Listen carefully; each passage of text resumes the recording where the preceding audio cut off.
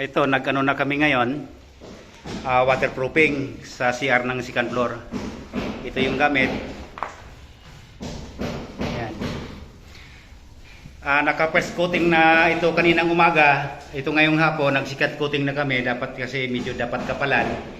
Para bukas, ano na ito, flood test na. Yan, nagpalagay kaming sukalo dito malapit sa pintuan.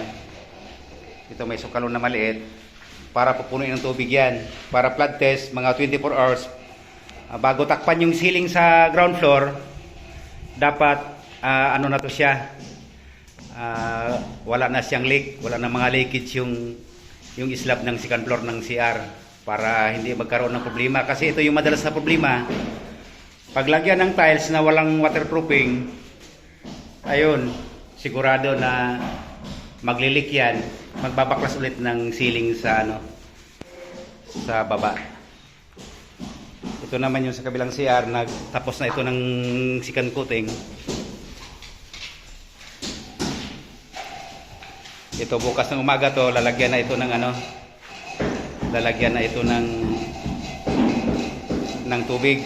Ibabad ng tubig yan ng 24 hours bago pwede na siyang i-tiles.